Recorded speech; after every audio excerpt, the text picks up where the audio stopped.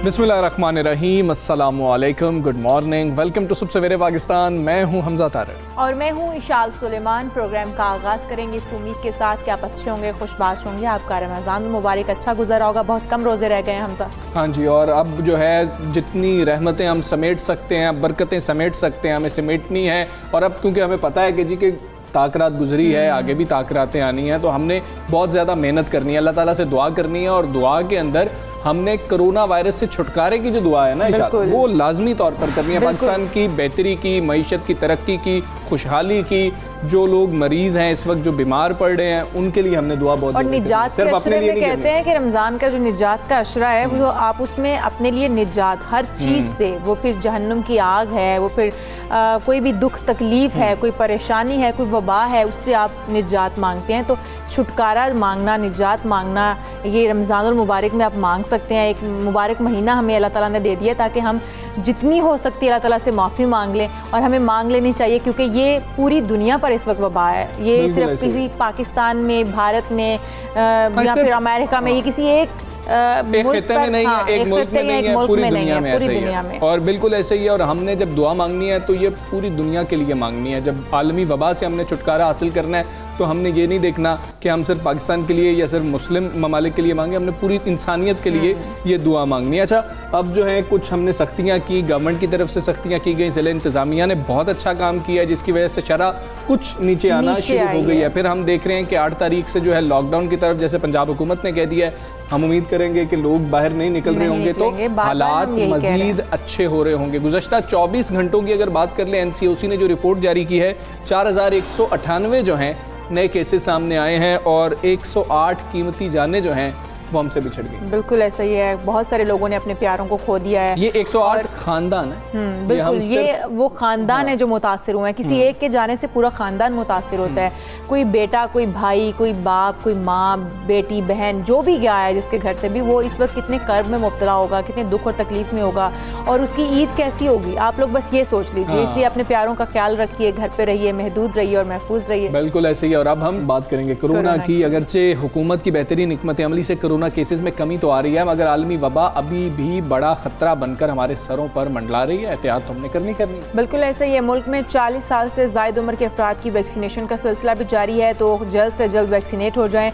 और SOPs पर अमल दरामद के बेहतरीन नताइज देकर पंजाब हुकूमत ने भी 8 मई से सूबे में मुकम्मल लॉकडाउन का फैसला कर लिया है क्योंकि जो नताइज थे लॉकडाउन लगाने के बाद, जो जुज़वी तौर पर कुछ मार्केट्स को बंद किया जाता है और फिर 2 दिन के लिए हफ्ते और इतवार बंद कर दिया जाता है, उसके बहुत अच्छे रिजल्ट आए हैं। जो शरह है वो बहुत ही नीचे आ रही है, ग्राफ जो है वो बेहतर हो रहा है, हम बेहतरी की तरफ जा रहे हैं। और इसी दौरान सूबे में जो नकलो हरकत है उसको महदूद करने के लिए हर किस्म की पब्लिक ट्रांसपोर्ट और सियाहती मकामात तो बंद रहेंगे बिल्कुल। तो शहरों के दाखिली और खारजी रास्तों पर चेक पॉइंट्स भी कायम किए जाएंगे जिन पर पुलिस होगी, रेंजर्स होगी, फौज तैनात की जाएगी ताकि ऐसे ही लोग जो हैं बाहर ना जा रहे हों। जो लोग गिलगित से आए हैं, आज़ाद कश्मीर से आए हैं, जो उधर के रिहायशी हैं, उनको जाने की इजाज़त होगी। आपने ये नहीं सोचना कि हम ईद पर जाएं और कोई सियाहती मकामात पर जाएं, वहाँ पर इंजॉय करें और ईद का मज़ा लूटें, तो ऐसा हरगिज़ नहीं होने वाला। बाहर निकल कर ख़ुद को भी तकलीफ़ ना दें और फिर जो वहाँ पर हमारे मतलब कि सिक्योरिटी इदारे वहाँ पर मौजूद होंगे आपको रोकने के लिए, तो उनको भी आपने तकलीफ़ नहीं देनी है। फिर उधर जाके लोग बहस करते हैं, हम देख रहे हैं, तो ऐसा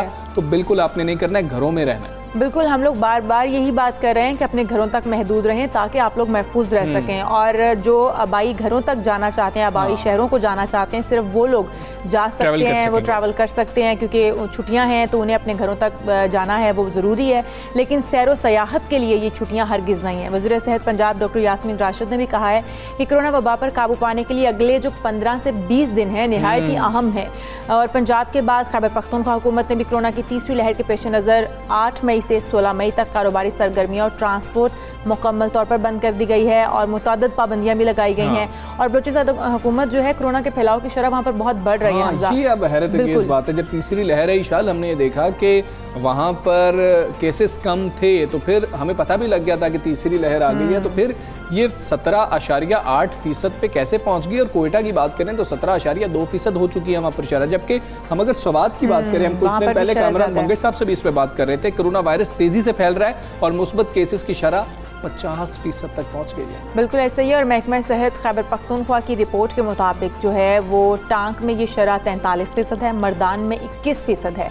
और ये शरह आप इसको इतना वो सीरियस लेना शुरू हो जाएं कि ये शरह जो है ये बढ़ भी सकती है, क्योंकि अगर बलूचिस्तान हुकूमत ने ये लॉकडाउन की तरफ गए हैं या सख्त पाबंदियाँ लगाई हैं तो उसकी वजह यही है कि शरह जो है वो ज़्यादा हो रही है और वो कंट्रोल नहीं हो पा रहा, वहाँ पर कोरोना जो है वो तेज़ी से फैल रहा है। तर्जुमान बलूचिस्तान हुकूमत इसी मामले पर हमारे साथ मौजूद है, लियाकत शाहवानी साहब हैं, उनसे बात करेंगे। लियाकत शाहवानी साहब, अस्सलाम वालेकुम, गुड मॉर्निंग। बुलंद में 24 घंटों के दौरान कोरोना के फैलाव की शरह बढ़कर 17.8% पर आ गई है। कोयटा की भी हमने बताई। जब मुल्क के दीगर हिस्सों में कोरोना तेजी से फैल रहा था तो हम देख रहे थे कि बलूचिस्तान खासा महफूज था, तो फिर क्या मेजर्स नहीं लिए गए कि उधर भी बलूचिस्तान में सूरत हाल खराब हो गई?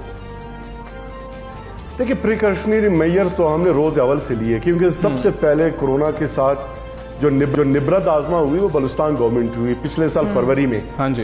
तो उस दिन से आज तक जो है 0 टेस्टिंग कैपेसिटी से हम 2000 प्लस कैपेसिटी तक पहुंचे। 0 PCR लैब से 8 PCR लैब तक हम पहुंचे। 9 दीगर PCR लैब्स जो है अंडर प्रोसेस हैं, स्टैब्लिश होने जा रहे हैं। 0 क्वारंटाइन सेंटर से 68 क्वारंटाइन सेंटर बनाए 8000 अफराद के लिए। 96 आइसोलेशन फैसिलिटीज़ हमने बनाए 2148 लोगों के लिए। 20 वेंटिलेटर से हमने शुरुआत किया और 145 तक पहुंचे। इस वक्त 827 बेड्स पे ऑक्सीजन की फैसिलिटी पूरे बलूचिस्तान में हमने इस्टेब्लिश की है। 1103 बेड्स डेडिकेटेड है कोविड पेशेंट्स के लिए। 10 ICU वार्ड में मज़ीद इजाफा कर रहे हैं तमाम DHQ हॉस्पिटल्स में। हमारी तमाम तैयारियां मुकम्मल है। अब भी इस वक्त मैं आपको बताता चलूं कि बलूचिस्तान में कोई इस तरह की ना ऑक्सीजन की कमी है ना सिलेंडर्स की। आज की तारीख में 29 पेशेंट्स जो है हमारे कोविड के वो हॉस्पिटल्स में हैं और उनको तमाम फैसिलिटीज़ हमने अवेलेबल किया है। और इंशाल्लाह किसी भी हंगामी सूरत हाल से निपटने की हमारे साथ पूरी तैयारी भी है, कैपेसिटी भी है, कैपेबिलिटी भी है। लेकिन खुदा न ख्वास्ता अगर बहुत बड़े स्केल पे केसेस इरप्ट होना शुरू हो जाते हैं तो फिर जाहिर है उस सूरत हाल में बड़ा मुश्किल होगा हमारे लिए। इतना प्रेशर और दबाव होगा हॉस्पिटल पे, शायद उसके साथ खूब करना आसान ना हो। लेकिन अब तक सूरत हाल हमारे कंट्रोल में है, इसीलिए हमने लॉकडाउन के अलावा तमाम जो रेस्ट्रिक्शंस हैं वो ऑलरेडी हम इम्पोज कर चुके हैं और लोगों से गुजारिश कर रहे हैं कि लोग एहतियात करें, क्योंकि केसेस बढ़ रहे हैं। आपने खुद जिक्र किया कि कल जो है 17.8%, कोयटा में मजमूई तौर पे 19% जो है पिछले हफ्ते हमारा पॉजिटिविटी रेट रहा है। 1 मई को कोयटा में ऑलमोस्ट 23% पॉजिटिविटी रेट था और पाकिस्तान के 4 हाईएस्ट पॉजिटिविटी परसेंटेज जो डिस्ट्रिक्ट्स हैं, जिनमें मुल्तान, गुजरांवाला, फैसलाबाद और कोयटा ये टॉप पे रहे 1 मई। उसके बाद हमने बहुत ज़्यादा SOPs पे अमल दरामद के लिए सख्त तरीन इकदाम किए। बहुत सारे लोगों को अरेस्ट करना पड़ा, FIR हमें दर्ज करने पड़े। 200 लोगों के NIC हमने किए और 1500 शॉप सील किए। उसके बाद शाहवानी साहब, सूबे में कोरोना के मुस्बत केसेस बढ़ने के बाद क्या SOPs पर अमल दरामद मजीद सख्त किया जा रहा है और यकीनी कैसे बनाया जा रहा है अमल दरामद? जी, इसके अलावा हमारे पास कोई रास्ता नहीं है, क्योंकि रिक्वेस्ट, इल्तिजा, इस्तिदा, अपील कर करके honestly I am telling you कि हम तक के हैं। हमारे लोग जो है न कोरोना को संजीदा ले रहे हैं और न वैक्सीनेशन के अमल की तरफ ज़्यादा राग़िब हो रहे हैं। तो हमने तो बड़ी सख्तियाँ की हैं। कोयटा में 144 हमने इम्पोज किया है। कोयटा में मैंडेटरी मास्क पहनने का ऑर्डर वो जारी हो चुका है। इसके अलावा जुमेरात जुम्मा जो है मार्केट्स जो है मैंडेट वो बंद रहेंगे। अब तो 8 मई से 16 मई तक NCOC की रिकमेंडेशन है। हम मुकम्मल तौर पे बलूचिस्तान में तमाम सेक्टर्स में लॉकडाउन करने जा रहे हैं। मोबिलिटी जितनी भी है उसको कंट्रोल करेंगे, मार्केट्स बंद रहेंगे, पब्लिक ट्रांसपोर्ट बंद रहेंगी, इंटर प्रोविंशनल बंद रहेगा, इंटर सिटी, इंटर डिस्ट्रिक्ट इस पर पाबंदी आई होगी, सिवाय प्राइवेट व्हीकल्स वो भी 50% कैपेसिटी के साथ, यानी उसमें स्पेस होगा तो लोग जो है उसमें सफ़र कर सकेंगे, अदरवाइज उनके खिलाफ भी कार्रवाई होगी। और जितने भी रेस्ट्रिक्शंस हैं जो NCOC ने रेकमेंड किए हैं और उसके अलावा जो बलूचिस्तान गवर्नमेंट ने हमने रेस्ट्रिक्शन इम्पोज किए थे उस पर अमल दरामद भी हो रहा है और मुकम्मल तौर पे उसको इम्प्लीमेंट करने के लिए कानून के तहत हम मुकम्मल सख्तियां करेंगे। ठीक है, शब आप हमें बता रहे थे कोयटा की कैपेसिटी के हवाले से, आपने बताया कि हेल्थ सिस्टम कैसे काम कर रहा है, छोटे इलाकों के हवाले से भी बताइएगा। तमाम बलूचिस्तान के DHQ हॉस्पिटल्स में कोविड के पेशेंट्स के लिए अलहदा से जो बेड्स हैं वो डेडिकेटेड हैं। अच्छा। डॉक्टर्स हमारे जो है वो फ़ाल हैं। 803 हमारे डेडिकेटेड डॉक्टर्स हम्मा वक्त कोविड पेशेंट्स को ट्रीट करने के लिए तैयार हैं। हमारे 2637 पैरामेडिक स्टाफ हम्मा वक्त वो अपनी जिम्मेदारियां, अपने फ़राइज़ मनसबी सर अंजाम दे रहे हैं। 347 हमारे नर्सिंग स्टाफ वो अपने खिदमात सर अंजाम दे रहे हैं। और इस वक्त तक बलूचिस्तान के 21 DHQ हॉस्पिटल्स में 407 सिलेंडर्स जो है ना ऑक्सीजन के वो हम प्रोवाइड कर चुके हैं। और नेक्स्ट हमारा प्लान ये है कि तमाम बलूचिस्तान के जो मेजर हॉस्पिटल्स हैं वहाँ पे अपने ऑक्सीजन प्लांट्स हम इंस्टॉल करने जा रहे हैं। जो हमारे ऑलरेडी जो प्लांट्स हैं ऑक्सीजन प्लांट्स उनको जो है वो ऑपरेशनल फंक्शनल भी हैं। मजीद कैपेसिटी बढ़ाने के लिए हम पाइप लाइन जो है दीगर वार्ड्स के साथ कनेक्ट करने के लिए वो हम इंस्टॉल कर रहे हैं। तो इस वक्त बलूचिस्तान में इवन हमारे जो BHUs है 108 BHUs हमने पिछले साल इजाफा किया है, 761 हमारे BHUs हो गए। और टेली मेडिसिन की फैसिलिटी 6 BHUs में दूर दराज एरियाज में वो जारी हैं फैसिलिटीज़, और 10 मजीद हम इस्टेब्लिश कर रहे हैं। 9 RICs में भी टेली मेडिसिन की फैसिलिटीज़ इसी हफ्ता 10 दिन में ये इस्टेब्लिश हो रहे हैं।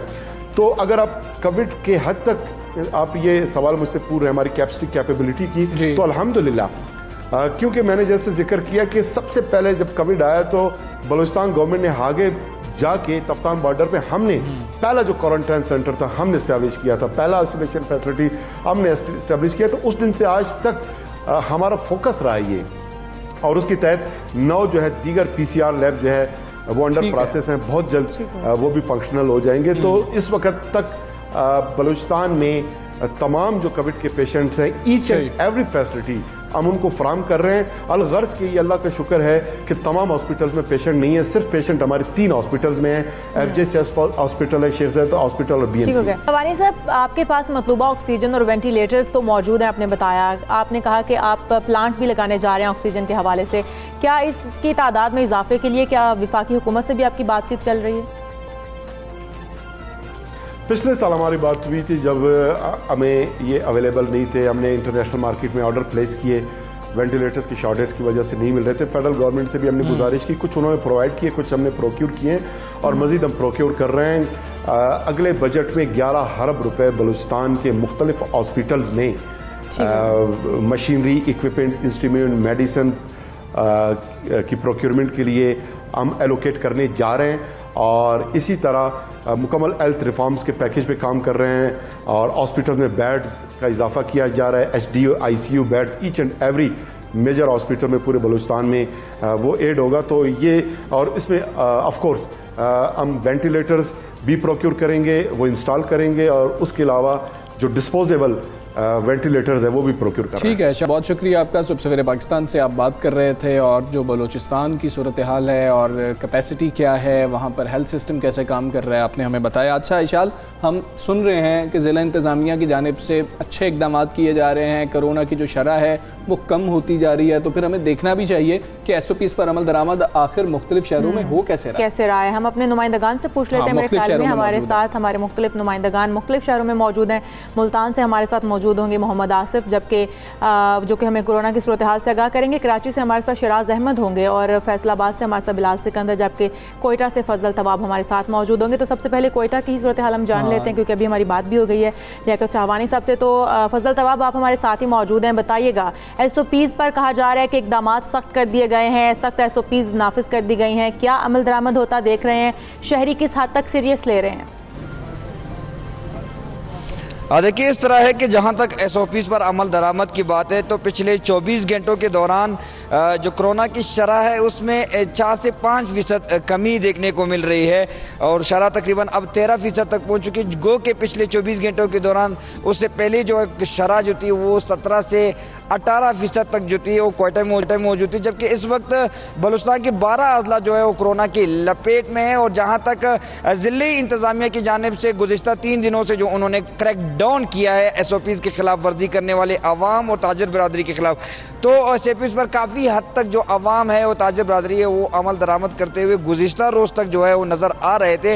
मगर जब गुज़िश्ता रोज़ NCOC और बलूचिस्तान हुकूमत के फैसले के बाद कि अब चूँकि आज जुमेरात तो जुम्मा तो ऑलरेडी मुकम्मल लॉकडाउन का फैसला जो है वो पिछले हफ्ते ही किया गया था, मगर इसके बाद अब 8 तारीख से लेकर ईद तक जो है मुकम्मल लॉकडाउन का फैसला किया गया है, जिसे ताजिर बरादरी ने ये अक्सर मुस्तरद करते हुए कहा कि ईद के अयाम में और ईद के दिन हैं, इन दिनों में जो है ना कारोबार के दिन होते हैं, लिहाजा हम इन दिनों में कारोबार किसी सूरत में बंद नहीं कर सकते हैं। रात गई जब हमने मार्केटों की और बाजार की सूरत हाल देखी तो दुकानें जो थी वो 6 बजे के बाद खुल चुकी थी। कुछ दुकानें जो है वो आधा शटर तक, कुछ मार्केटें जो थी वो बगैर SOPs के, मास्क के, सैनिटाइजर के, फासली दूरी की जो कोरोना SOPs है उस पर खुल चुकी थी। ताहम ज़िले इंतजामिया की जानिब से कहा जा रहा है कि आज एक मरतबा फिर जो है अगर कोरोना SOPs पर खिलाफ वर्जी की गई तो क्रैक डाउन किया जाएगा। दूसरी जानिब अस्पतालों की सूरत हाल की अगर बात करूं मैं, जैसे तर्जुमान हुकूमत बलूचिस्तान कह रहे थे कि अस्पतालों में तमाम तर फैसिलिटीज़ मौजूद है। हुकूमत गो के दावे तो कर रही है मगर फैसिलिटीज़ उस तरह के मौजूद नहीं है। PDMA की जानिब से जो ऑक्सीजन सिलेंडर जो सूबे के सरकारी अस्पतालों को फराहम किए गए हैं उनके पैसे भी जो है ताहाल हुकूमत बलूचिस्तान PDMA को अदा नहीं कर चुकी है, तो मजीद ऑक्सीजन जो सिलेंडर है वो फराहम करना अब हुकूमत बलूचिस्तान के लिए मुश्किल हो गया है। दूसरी जानिब ठीक है फजल, आप हमारे साथ ही मौजूद रहिएगा, हम शहर कायद का रुख करेंगे। शहराज वहाँ पर मौजूद है। शहराज, आप बताइएगा, कराची से काफ़ी वीडियोस भी सामने आती हैं कि SOPs पर सबसे कम अमल दरामद बड़े शहरों की बात कर ली जाए तो कराची में किया जा रहा है। अब की क्या सूरत हाल है? यकीनी कैसे बनाया जा रहा है कि लोग SOPs जो बताए गए हैं उन पर अमल कर रहे हैं? शहर कायद में भी कोरोना केसेस की तादाद बढ़ने के बाद सख्तियाँ की गई और इंतजामिया की जानिब से कई ऐलानात भी किए गए और SOPs पर सख्ती से अमल दरामद कराने के हवाले से खूब दावे और वादे भी किए गए, लेकिन सूरत हाल इसके बिल्कुल बरक्स हमें नज़र आ रही है। ख़ास करके शाम के औकात जब बाज़ारों में रश बहुत ज़्यादा हो जाता है, शहरियों की बड़ी तादाद ख़रीदारी के लिए बाज़ारों को पहुँचती है, उस वक्त हमें बहुत ज़्यादा खिलाफ वर्जियाँ होते हुए दिखाई देती हैं, क्योंकि ना तो SOPs पर किसी भी किस्म की अमल दरामद होते हुए दिखाई देता है और ना ही ज़िले इंतजामिया कोई कार्रवाई करते हुए हमें दिखाई देती है। कराची की अगर मार्केटों के हवाले से बात की जाए तो सुबह से ही आजकल खुलना शुरू हो गई हैं। सुबह 9 से 10 बजे के दरमियान तमाम तर शहर की जो मार्केटें हैं वो खुलना शुरू हो जाती हैं और उस दौरान हम देखते हैं कि रश कम होने की वजह से SOPs पर अमल दरामद भी हमें नजर आ रहा होता है। कई जगहों पर पुलिस, रेंजर्स और कई फौजी जो हैं वो भी गश्त कर रहे होते हैं और हम देख रहे होते हैं कि चीज़ें कंट्रोल में है, लेकिन जूं टाइम गुजरता है, दोपहर का वक्त आता है, शहरियों की बड़ी तादाद जिनकी ऑफ 2 बजे के बाद होती है वो लोग मार्केटों का जब रुख करते हैं तो एक बड़ा हुजूम हमें मार्केट में दिखाई देता है। गुज़िश्ता शाम भी हमने देखा कि वहाँ SOPs की जो खिलाफ वर्जियाँ हैं वो हो रही हैं, लोग सोशल डिस्टेंसिंग का ख्याल नहीं रख रहे, मास्क का इस्तेमाल नहीं कर रहे, जबकि दुकानदारों ने भी इस बात का दावा किया गया था कि कारोबार खोलने की इजाज़त दी जाए और वो SOPs पर अमल दरामद कराएंगे, लेकिन ना तो दुकानदार शाम के औकात में इस पर अमल दरामद करते दिखाई देते हैं और ना ही जो शहरी हैं वो जिम्मेदारी का मुजाहरा कर रहे हैं। इसी वजह से हम देख रहे हैं कि कोरोना केसेस की अगर बात की जाए तो कराची में इस वक्त केसेस की तादाद तकरीबन 7% तक पहुंच चुकी है। सिर्फ इस माह के दौरान 5000 से ज़्यादा कोरोना पॉजिटिव केसेस आ चुके हैं, जबकि 47 अफराद कोरोना वबा की वजह से अपनी जान से हाथ भी धो बैठे हैं। इसके बावजूद हम देख रहे हैं कि SOPs पर मुकम्मल तौर पर अमल दरामद होते हुए हमें दिखाई नहीं दे रहा और इंतजामिया को इस हवाले से कुछ सख्तियाँ करना पड़ेंगी। आप हमारे साथ ही रहिएगा शहराज अहमद। हम जरा फैसलाबाद का रुख करते हैं, फैसलाबाद की सूरत हाल भी जान लेते हैं। बिलाल सिकंदर हमारे साथ मौजूद हैं। बिलाल सिकंदर, आप बताइएगा फैसलाबाद में SOPs पर किस हद तक अमल दरामद आप देख रहे हैं और इंतजामिया किस तरीके से यकीनी बना रही है कि SOPs पर अमल दरामद हो? देखिए, इस वक्त मैं चौक घंटाघर में मौजूद हूँ और ये फैसलाबाद का मसरूफ़ तरीन बाज़ार है, आठों बाज़ार, और यहाँ पर सुबह के औकात में ही दुकानें खुलना शुरू हो गई हैं। और जो SOPs की आप बात कर रही हैं, SOPs पर शहरी अमल दरामद बिल्कुल भी नहीं कर पा रहे। जो मास्क शहरी को लगाने चाहिए, मोस्टली लोगों ने तो मास्क लगाए नहीं हुए, और अगर कई लोगों ने मास्क लगाए हैं तो वो भी लोगों ने अपनी थोड़ी पे रखे हुए हैं, वह उस पर भी मुकम्मल तौर पर अमल दरामद नहीं किया जा रहा। तो यहाँ पर जो दुकानदार मौजूद हैं, साथ ही साथ दुकानदारों की जानिब से जो इंतज़ामिया से वादे किए गए थे कि हम बाकायदा तौर पर जितने भी SOPs ज़िला इंतज़ामिया ने हमें बताए हैं, पंजाब हुकूमत ने बताए हैं, उन तमाम पर अमल दरामद खुद भी करेंगे और अपने जो कस्टमर्स हैं उनसे भी करवाएंगे। तो दोनों कस्टमर्स भी और दुकानदार भी मुकम्मल तौर पर फेल हुए इन तमाम तर SOPs पर अमल दरामद करवाने के हवाले से। ज़िला इंतज़ामिया चौक घंटाघर में भी और शहर के दीगर इलाकों में भी बाकायदा तौर पर गश्त कर रहे हैं, मॉनिटरिंग कर रहे हैं कि जहाँ जहाँ पर वायलेशन हो रही है वहाँ पर सजाएं भी दी जा रही हैं, दुकानें सील भी की जा रही हैं। लेकिन जैसे ही ज़िला इंतज़ामिया वहाँ से जाती है, पुलिस वहाँ से जाती है, तो उसके बाद से फिर वही सूरत हाल जो है वो बन जाती है। 6 बजे दुकानें बंद होने का तो ज़िला इंतज़ामिया कोशिश कर रही है इस पर इम्प्लीमेंट करवाने की, लेकिन जो बाज़ारों की सूरत हाल है, जो शॉपिंग मॉल्स की सूरत हाल है, जो ग्रॉसरी स्टोर्स की सूरत हाल है, वहाँ पर इस कदर रश होता है कि ब्लॉक हो जाते हैं, बाकायदा तौर पर लोग गुजर नहीं पाते एक दूसरे से, इतना ज़्यादा रश होता है। समाजी फासले का बिल्कुल भी ख्याल नहीं रखा जा रहा, और यही वजह है कि फैसलाबाद में 20% तक के मुस्बत केसेस। बिलाल, आप हमारे साथ ही मौजूद रहिए। आवाम को भी इंतज़ामिया के साथ जो है अब कुछ उनकी ताउन करना होगा, उनकी मदद करनी होगी। अगर हम इंतज़ामिया चाह रही है, गवर्नमेंट चाह रही है। खैर, मुल्तान का रुख करेंगे, वहाँ पर मौजूद हैं आसिफ बताइएगा, कुछ सूरत हाल मुख्तलिफ है या तीनों जिस तरह से हमें बता रहे थे, शराज ने, बिलाल ने बताया और साथ ही हमें बताया फजल तवाब ने, वैसी सूरत हाल है?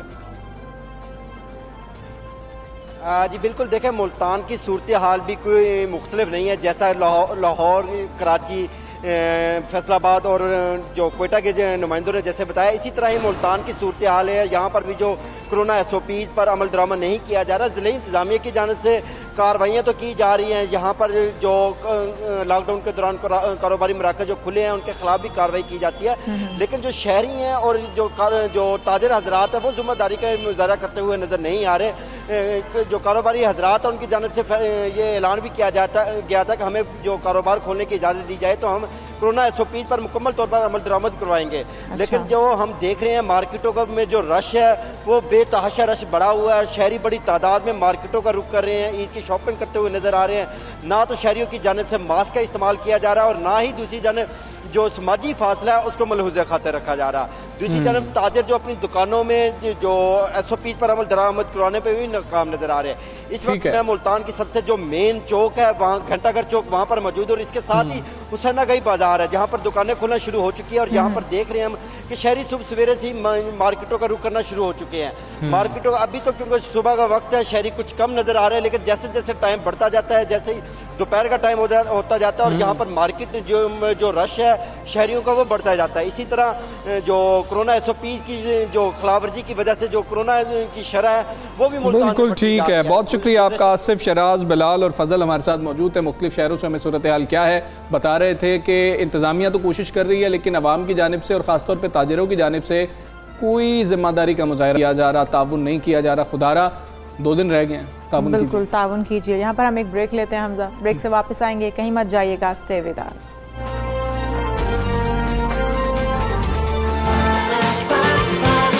सुबह सवेरे Pakistan,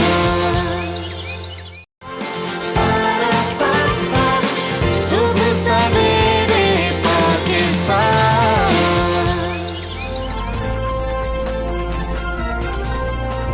again welcome back to सुबह सवेरे पाकिस्तान। हम वापस आ चुके हैं और हमजा में बात कर रहे थे कि अगर वैक्सीनेशन का अमल रुक जाता है तो फिर क्या होगा।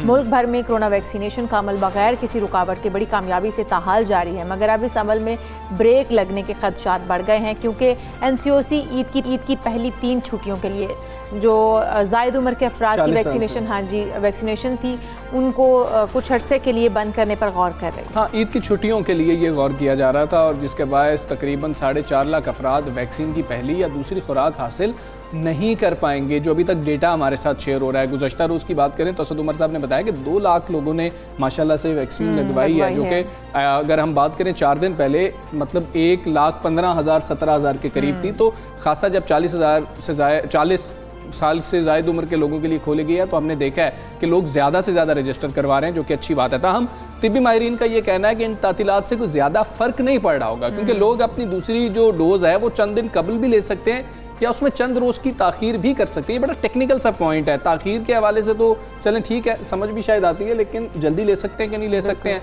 ये भी पूछना पड़ेगा। और NCOC के मुताबिक तातीलात का ऐलान लोगों की नकलो हमल को कम करने के लिए किया गया कि वो कम लोग ट्रैवल कर रहे हों, आ रहे हों। वज़ारत सेहत के तर्जुमान के मुताबिक लोग ईद के चौथे दिन वैक्सीनेशन सेंटर्स जा सकेंगे, वहाँ पर अमला मौजूद होगा और मामूल के मुताबिक वैक्सीन जो है। लेकिन जो पहले 3 दिन है उसके हवाले से अभी बातचीत जारी है। दूसरी जानब तिब्बी माहिरीन का ये भी कहना है कि इस वक्त पाकिस्तान में 1 और 2 खुराकों वाली वैक्सीन लगाई जा रही हैं, जिनमें कैंसाइनो बायो है जिसकी एक खुराक लगाई जाती है, और अगर लोगों ने ये लगवाई हुई है तो उसको दूसरी खुराक की ज़रूरत ही नहीं है। जहाँ पर ये खुराक लग रही है वो दूसरी खुराक ना भी लगवाएंगे तो फ़र्क नहीं पड़ता, क्योंकि इसकी 1 डोज़ लगती है। जिन्हें साइनोफार्म या साइनोवैक वैक्सीन लगाई जा रही है क्योंकि उसकी 2 डोजेज़ हैं, तो वो लोग ईद से कबल या उसके बाद दूसरी खुराक लगवा सकते हैं। मतलब ईद के चौथे दिन या तो जाकर लगवा सकते हैं या फिर ईद से पहले, छुट्टियां स्टार्ट होने से पहले आप लोग दूसरी डोज ले सकते हैं। अब इस कंफ्यूजन को दूर करना बहुत ज़्यादा ज़रूरी है, क्योंकि आपके जहन में भी ये सवालात हैं जिन लोगों ने लगवाई हुई है पहली डोज। तो पार्लिमानी सेक्रेटरी बराए हेल्थ डॉक्टर नौशीन आमिर साहिबा मौजूद हैं, वो हमारी रहनुमाई करेंगी। डॉक्टर साहबा अस्सलाम वालेकुम, गुड मॉर्निंग। NCOC मतलब ये जो सेंटर्स हैं, जो वैक्सीनेशन सेंटर्स हैं, ईद की पहली 3 छुट्टियों के लिए जो अफराद वहाँ पर आ रहे होंगे, वैक्सीनेशन बंद रखने पर गौर हो रहा था, क्या फ़ैसला है और क्या होगा? जो जिन लोगों ने दूसरी डोज लगवानी है वो क्या करेंगे? देखिए, अगर NCOC ने फाइनल ये फैसला किया कि 2-3 दिन की हमें अगर वक्फा देना पड़ा, क्योंकि जाहिर है ईद है, ईद की छुट्टियां हैं, और उसके अलावा हम कुछ और मज़ीद तैयारियां भी कर रहे हैं। कोई मास वैक्सीनेशन सेंटर्स भी बनाए जा रहे हैं, जिनकी तैयारियों के लिए भी थोड़ा सा टाइम चाहिए। मगर ये मैं आपको श्योरिटी दिलाती हूँ कि इंशाल्लाह ताला अगर ये 2-3 दिन में जो भी डोजेस मिस होंगी उनको बाकी दिनों में जो है वो डबल करके तो उसको पूरा किया जाएगा, क्योंकि जितनी तेज़ी से वैक्सीनेशन का अमल जो है उसमें तेज़ी आ रही है। आपने देखा है कि एक दिन पहले तक 1.25 लाख थी, फिर ये 2.25 लाख पे आई। आज हमने एक दिन में 2 लाख से ज़्यादा वैक्सीनेट किया, और ये इंशाल्लाह ताला अब इसमें मजीद इजाफा होता रहेगा। 3 लाख पे जाएंगे, 4 लाख पे, और इवेंचुअली इंशाल्लाह ताला 1-आध महीने में ये 8 लाख डेली वैक्सीनेशन पे हम पहुंच जाएंगे। तो इंशाल्लाह अगर कोई थोड़ी सी कमी भी 1-2 दिनों में हुई तो उनको बाकी दिनों में कवर कर दिया जाएगा। और मैं नहीं समझती कि इसकी वजह से कोई भी वैक्सीनेशन के अमल में नौशीन साहिबा, जैसा कि आपने कहा कि अब हम कल जो के आदादोशुमार थे 2 लाख से ज़ायद लोगों की कोरोना वैक्सीनेशन हुई। वैक्सीनेशन की रफ्तार मज़ीद बेहतर करने के लिए हुकूमत क्या कोई इकदाम उठा रही है? जैसा कि आपने कहा कि हम लोग 8 लाख भी पर डे पे लगा रहे होंगे, तो हम उस ग्राफ तक कब पहुँच पाएंगे? देखिए जी, इसके लिए सबसे ज़रूरी तो ये था कि सप्लाई जो थी उसको इंश्योर किया जाए। तो इस वक्त हुकूमत के पास वाफिर मिकदार के अंदर जो है वो वैक्सीन मौजूद है, और मज़ीद वैक्सीन भी जो है वो अब हर थोड़े दिनों के बाद एक नई खेप जो है वो पाकिस्तान पहुंच रही है। और कैंसिनो बायो की वैक्सीन जो है वो पाकिस्तान में भी बनने लगी है, उसकी डोजेस, उसका रॉ मटेरियल भी पाकिस्तान आ गया है। तो अब जो अगला स्टेप है कि वैक्सीनेटर्स जो वैक्सीन लगाने के लिए जो अमला है वो मज़ीद वैक्सीनेटर्स की भर्ती की जा रही है। डेटा एंट्री वाले जो लोग हैं उनकी मज़ीद भर्तियां की जा रही हैं। उसके अलावा नए वैक्सीनेशन सेंटर्स जो हैं वो खुल रहे हैं, और मास वैक्सीनेशन सेंटर्स, इस्लामाबाद में एक बड़ा मास वैक्सीनेशन सेंटर की तैयारी हो रही है जो कि इंशाल्लाह आने वाले कुछ दिनों में खुल जाएगा, जहाँ पे डेली एक सेंटर के अंदर 10,000 वैक्सीनेशन करने की कैपेसिटी होगी। तो इस वक्त हुकूमत हर तरह से जो है वो वैक्सीनेशन की कैपेसिटी को बढ़ा रही है, ह्यूमन रिसोर्स के तौर पे भी, वैक्सीन के सप्लाई के लिए भी, और वैक्सीन सेंटर्स की तादाद बढ़ाकर। जी डॉक्टर साहब, ये बताइएगा कि सूबों से भी बातचीत जारी है, देखा जा रहा है कि किन सूबों के अंदर कम वैक्सीन लगाई जा रही है, शरह कम में लोग नहीं आ रहे, कैपेसिटी के हवाले से NCOC जो है वो सूबों से राब्ते में है? बिल्कुल जी, जो NCOC की डेली मीटिंग होती है सुबह, उसमें सारे सूबों का डाटा शेयर होता है। हमें एग्जैक्टली पता होता है कि किस सूबे के कौन से शहर के अंदर कितने बेड्स मौजूद हैं, कितने वेंटिलेटर्स मौजूद हैं, कितने इस्तेमाल हो रहे हैं, कितने खाली हैं, कितने पेशेंट्स ऑक्सीजन बेड पे हैं, ऑक्सीजन यूज़ कर रहे हैं, कितने पेशेंट्स जो हैं वो क्रिटिकल हैं। तो ये तमाम डेटा जो है सूबों का, वो बिल्कुल ये NCOC एक ऐसा प्लेटफॉर्म है जहाँ पे सारे सूबे और फेडरल गवर्नमेंट जो है वो एक प्लेटफॉर्म पे होते हैं और सारा डाटा जो है वो शेयर होता है। तो इस वक्त जाहिर है कि हेल्थ केयर सिस्टम पे बहुत बोझ है, मगर अभी तक ये कि चूंकि हुकूमत ने साथ साथ कैपेसिटी बढ़ाई है, बेड्स की भी, ऑक्सीजन की भी, तो उसकी वजह से हमें अभी तक वो नौबत नहीं आई कि हम कहें कि जी हमारे हॉस्पिटल्स भर गए हैं। अभी वेंटिलेटर्स भी बहुत सारी जगहों पे खाली हैं और ऑक्सीजन बेड्स भी जो हैं वो भी अवेलेबल हैं, क्योंकि कैपेसिटी जो है वो काफ़ी पहले के मुकाबले में बढ़ाई गई है। तो इसलिए अभी हम लोग सेफ मार्जिन के अंदर हैं, मगर लोगों को अपने रवैयों को ठीक करना होगा, जिम्मेदारी का सबूत देना, नहीं तो सिचुएशन सीरियस हो सकती है। बिल्कुल ऐसे, ये सही कह रही हैं आप नौशीन साहिबा। वज़ीर आला सिंध को आपने सुना ही होगा, उन्होंने कहा कि वफाक की जो कोरोना पॉलिसी है वो बेहतर नहीं है। इस पर क्या राय रखती हैं? देखिए, मैं समझती हूँ कि वफाक की पॉलिसी की वजह से पहले भी हम जो वेव्स आई हैं उनको कंट्रोल करने में अल्लाह ताला ने कामयाबी दी थी, और इस वक्त भी जो है वो वफाक की जो पॉलिसीज़ हैं, यहाँ पर ये समझने की ज़रूरत है कि वफाक के ऊपर हर तरह का प्रेशर होता है। आज वफाक ने जो स्टेप्स लिए हैं, दुकानदार जो हैं वो सड़कों पे आने को तैयार हैं। जिस वक्त स्कूल्स बंद करते हैं, स्कूल ओनर्स जो हैं वो सड़कों पे आने को तैयार हैं। तो हुकूमत ने हर चीज़ को एक बैलेंस करके चलाना होता है। सबसे मुकद्दम इंसानी ज़िंदगी है, इसलिए कुछ ऐसे स्टेप्स लेने पड़ते हैं जिसको लोग रेजिस्ट करते हैं, मगर हुकूमत की हद्दुल इम्कान कोशिश ये होती है कि हम मईशत का पहिया भी चलता रहे, डेली वेजेस का नुकसान भी ना हो, लोगों का रोज़गार भी जो है वो कम से कम इफेक्ट हो, और साथ जो है वो कोरोना वबा का फैलाव भी रोका जा सके।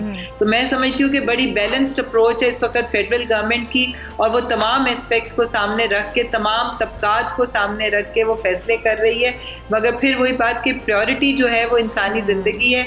अगर इंसानी ज़िंदगियों को ख़तरा लगा या हालात बिगड़ नज़र आए तो वफाक मज़ीद सख्त इक़दाम करेगी, मज़ीद सख्त इक़दाम करने होंगे। बहुत शुक्रिया आपका डॉक्टर नौशीन अहमद साहिबा, आप सुबह सवेरे पाकिस्तान से बात कर रही थी, और जिस तरीके से डॉक्टर साहिबा कह रही थी कि इस कैपेसिटी को जो हम 8 लाख तक ले जाएंगे, जो 2 लाख अभी तक हम कल जो हमारे पास नंबर सामने आए, लोगों को वैक्सीनेट कर पाए हैं, डोज लगा पाए हैं, अगर 8 लाख तक पहुंच जाएगा बहुत अच्छी बात है। ये अमल मजीद तेज़ होगा तो ज़्यादा से ज़्यादा लोग वैक्सीनेट होंगे, जल्द से जल्द हम इस वबा से निकल पाएंगे। यहाँ पर एक ब्रेक लेंगे, ब्रेक से वापस आएंगे, कहीं मत जाइएगा, स्टे विद अस।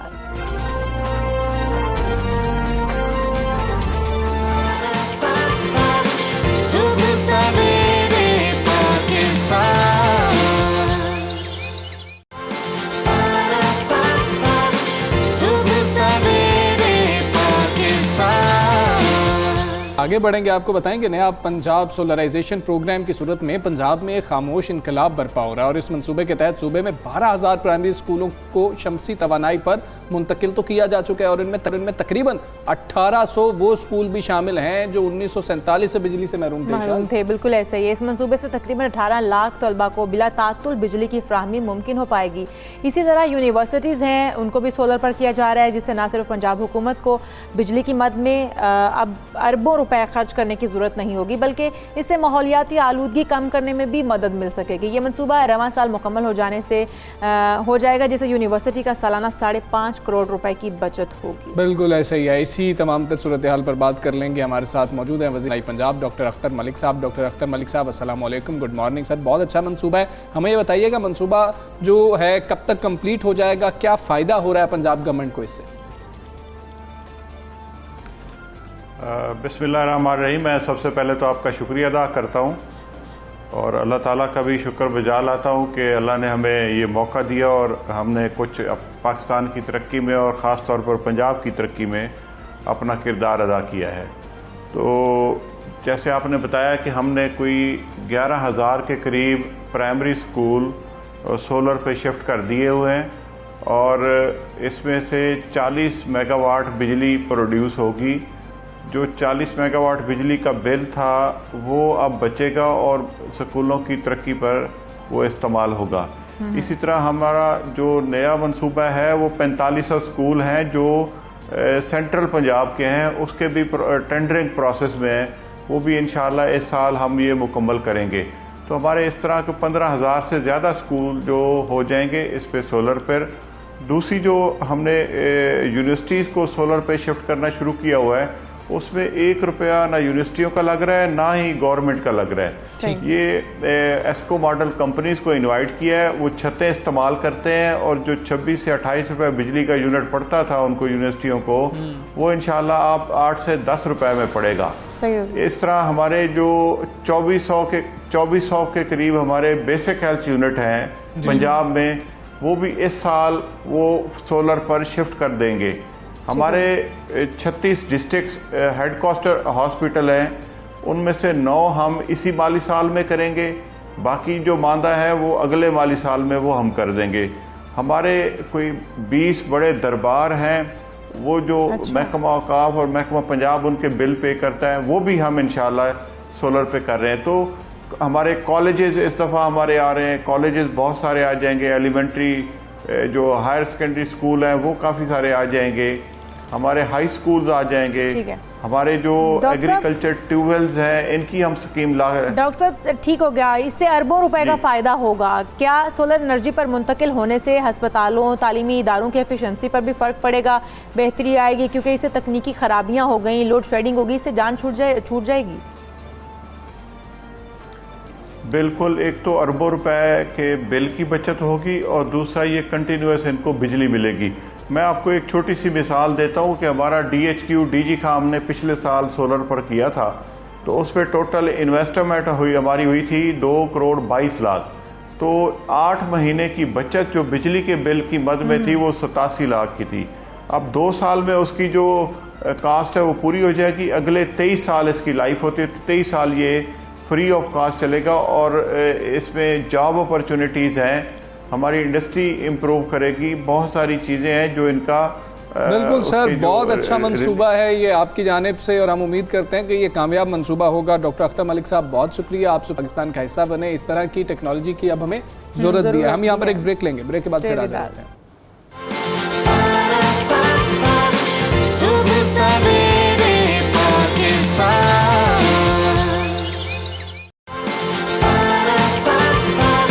सुबह सवेरे पाकिस्तान।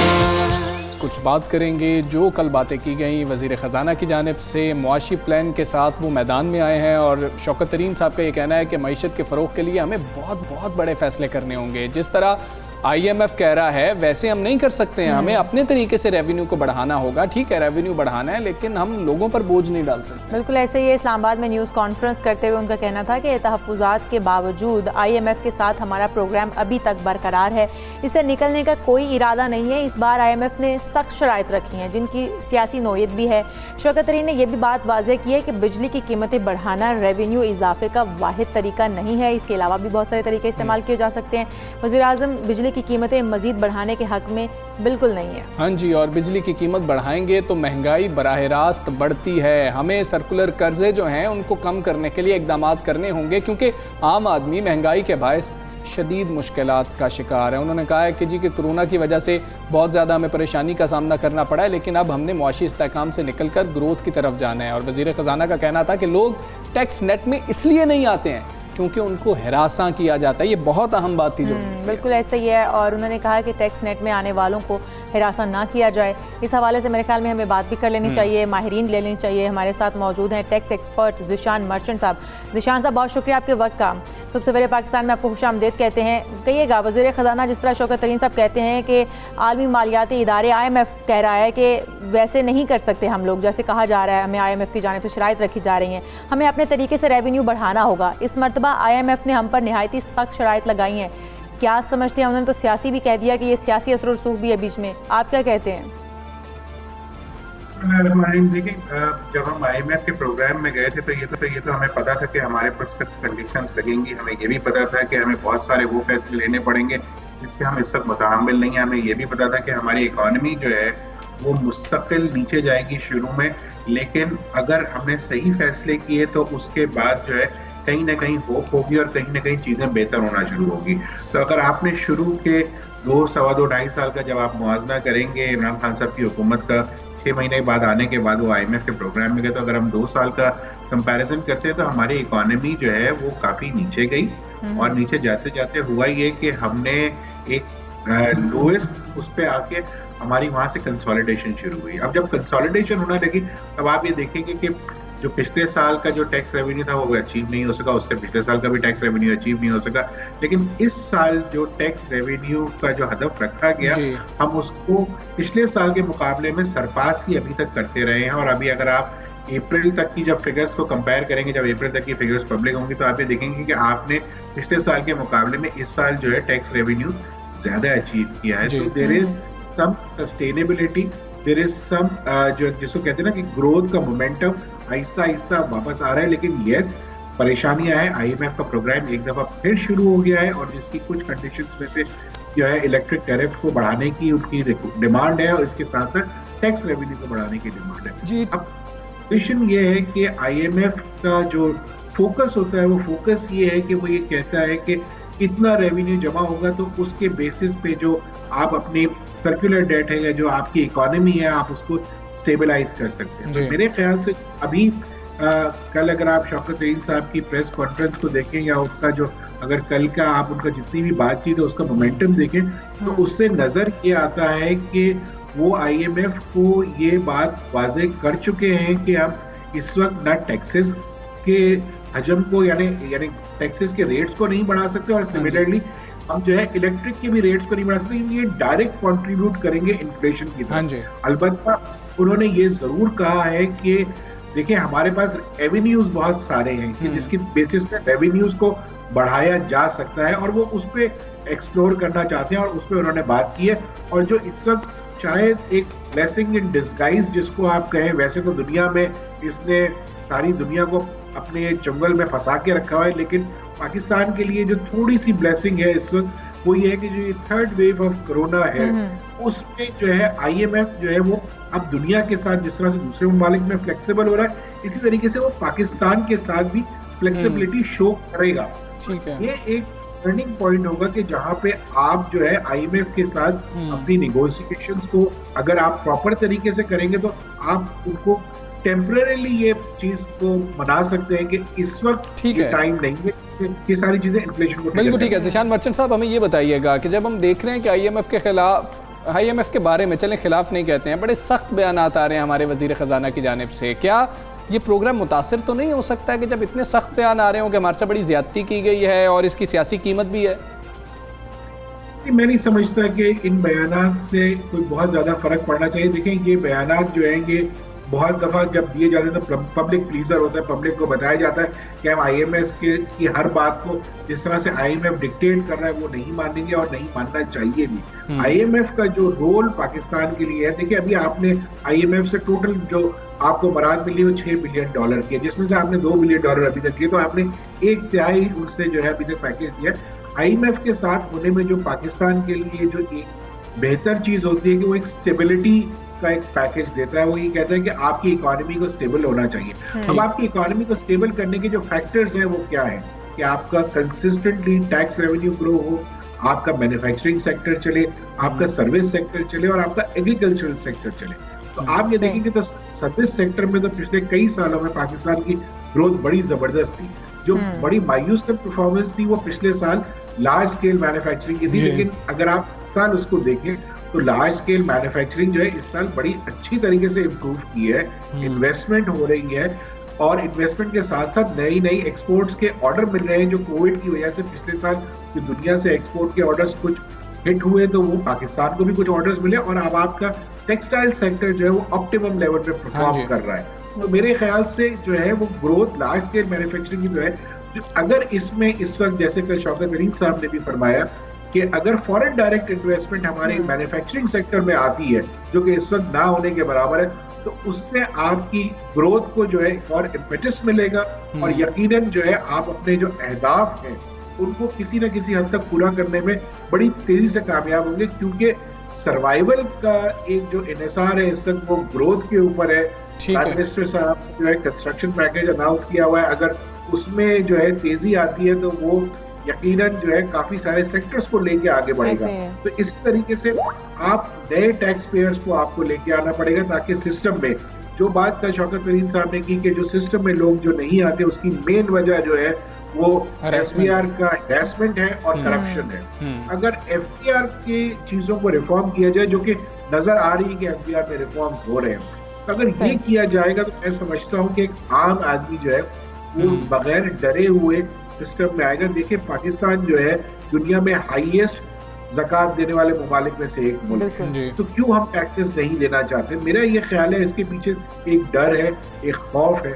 अगर इस डर और खौफ को दूर कर दिया जाए और आहिस्ता आहिस्ता प्रॉपर तरीके से आया जाए, तो मैं नहीं समझता कि कोई वजह नहीं है कि टैक्स रेवेन्यूज बहुत ज्यादा तेजी से बढ़ सकते हैं। बिल्कुल ऐसे। अच्छा ज़ीशान साहब, हम आम आदमी की बात कर रहे हैं, महंगाई की बात करते हैं हम बार बार, और इस वक्त शौकत तरीन साहब को लाया भी यही टास्क देकर गया है कि वो महंगाई पर कंट्रोल करेंगे। बिजली की कीमतें हम देखते हैं बढ़ जाती हैं, पेट्रोल की कीमतें हम देखते हैं कि आए रोज़ बढ़ी रहती हैं, लेकिन शौकत तरीन साहब दूसरी तरफ ये भी कहते हुए नजर आते हैं कि जो हम देख रहे हैं रेवेन्यू बढ़ाने का एक तरीका जो है वो बिजली के रेट्स बढ़ाना ही नहीं है। इसके बावजूद हम देखते हैं कि बढ़ते चले जाते हैं, फिर वजूहात क्या हैं, क्यों बढ़ा दी जाते हैं रेट्स? देखिए, मैं ये समझता हूँ कि अभी तक तो जो हम रेट्स बढ़ा रहे थे उसमें बहुत बड़ा रोल IMF का था, लेकिन आपको ये देखना पड़ेगा कि हमारा जो इलेक्ट्रिसिटी अब नॉर्मली हमारे जो सबसे ज्यादा जो प्राइसेस बढ़ती हैं वो उसकी वजह ये होती है कि जो इंटरनेशनल मार्केट में ब्रेंट ऑयल, जो ऑयल की जो कीमत है जब वो बढ़ती है तो उसका इफेक्ट आता है। इस वक्त ऑयल जो है इंटरनेशनल मार्केट में $70 फी बैरल के हिसाब से ट्रेड कर रहा है। हमारे पास जो एक वक्त था वो $35 या $40 में था, उस वक्त भी यही कीमतें थी मोर और लेस जो आज $70 पे है। तो आप ये देखिए कि अभी तो इस इशू को रोका हुआ है। अगर इसको नॉर्मल छोड़ा गया तो ये तो ऑयल की प्राइसेस और बढ़ जाएंगी, और जैसे ही ऑयल की प्राइसेस बढ़ेंगी तो आपकी इन्फ्लेशन तो और हिट करेगी। जो एक ब्लेसिंग इन डिस्गाइज फिर मैं कहूंगा कि पाकिस्तान के ऊपर परवरदिगार का एक बहुत बड़ा एहसान है कि जब भी कोई ऐसा क्राइसिस आते हैं तो वो कोई ना कोई सिचुएशन ऐसी होती है कि पाकिस्तान उसमें कहीं ना कहीं सरवाइव कर जाता है। आप ये देखें कि पिछले कुछ अरसे से डॉलर की कीमत बतदरीज कम हो रही है। 168 रुपए से डॉलर अब 153 रुपए का हो गया, जिससे आपको कुशन मिला है कि आप ये प्राइसेस को अभी भी स्टेबल रख सके। मैं ये समझता हूँ कि जब आप अपनी रेवेन्यूज को बढ़ाएंगे, जब बात करते हैं कि हम ये इलेक्ट्रिसिटी के टैरिफ क्यों बढ़ाना पड़ता है, कि आपके सर्कुलर डेट जो है वो बतदरीज बहुत तेजी से बढ़ रहा है। लाइन लॉसेस आपके बहुत ज्यादा है, रिकवरीज आपकी बहुत कम है। तो अगर इन चीजों पे जोर दिया जाए कि रिकवरीज को ज्यादा कर लिया जाए और सर्कुलर डेट को किसी न किसी तरीके से रोका जाए, तो कोई वजह नहीं है कि आपको इलेक्ट्रिसिटी प्राइसेस सर ये बताइए स्टेबिलिटी ला सकते हैं। जी ठीक है सर, ये बताइएगा कि क्या अब हम जो हमारे पास हफीज शेख साहब की पॉलिसीज थी अब बिल्कुल 180 डिग्री पे हम जा रहे हैं, बिल्कुल उलट हो जाएंगे और फिर कोई नई पॉलिसीज आ जाएंगी? इतना वक्त है हमारे पास? दूसरा, IMF डिक्टेट हमें कितना करता है, और अगर वो डिक्टेट नहीं करेगा तो हमारे पास क्या इतनी ऑप्शंस या रोड मैप है कि हम जो हदफ हैं वो तमाम पूरे कर पाएंगे?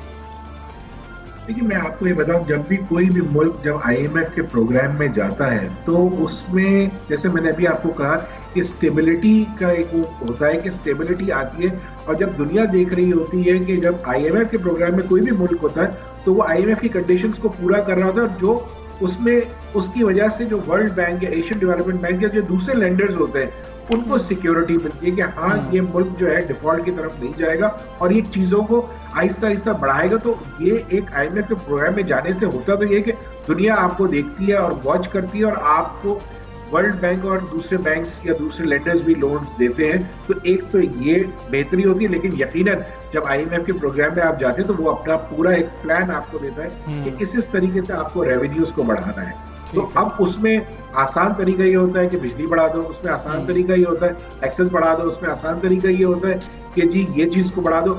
अब उसको मिटिगेट कैसे किया जा सकता है? मिटिगेट ऐसे किया जा सकता है कि उन चीजों को बढ़ाए बगैर दूसरे सेक्टर्स पे आप जोर दें। फॉर इंस्टेंस मैं आपको बताऊं कि IT का जो सेक्टर है, IT की जो एक्सपोर्ट ग्रोथ है पाकिस्तान में वो फिनोमिनल है।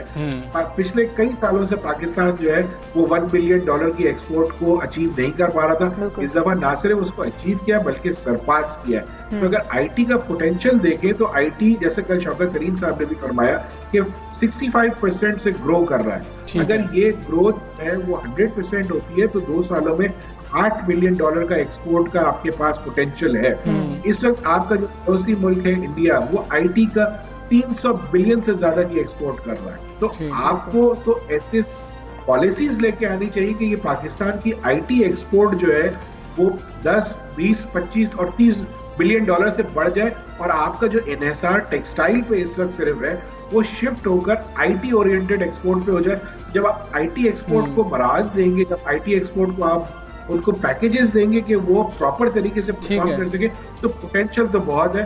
और जब ये एक्सपोर्ट बढ़ेगी, यकीनन फॉरेन एक्सचेंज पाकिस्तान में आएगा, जिसकी बेसिस पे आपके पास कुशन भी होगा और आपके रेवेन्यूज भी बढ़ेंगे। ठीक है ज़िशान मर्चेंट साहब, बहुत शुक्रिया आपका। सुबह सवेरे पाक से आप बात कर रहे थे और जो कल वज़ीर ख़जाना साहब ने बातें की उसके ऊपर अपनी राय रख रहे थे और कह रहे थे कि बिल्कुल दुरुस्त बातें हैं, वो उनसे मुत्तफिक हैं वैसे वज़ीर ख़जाना साहब से। और वैसे देखते हैं कि जो शौकत तरीन साहब पॉलिसीज़ लाना चाह रहे हैं या जो चेंजिंग्स वो करना चाह रहे हैं, आउट ऑफ द बॉक्स जाके जो फैसले वो कर रहे हैं, वो कितने पाकिस्तान की मईशत के लिए सूदमंद साबित होते हैं। हम आगे बढ़ते हैं, कुछ और बात कर लेते हैं। पाकिस्तान में जो चंद ख़ानदान हैं, हम बात करते हैं हमेशा कि वो हर जगह पर छाए होते हैं, तो इस वक्त भी दौलत के हमालिया पर भी वो काबिज़ हैं।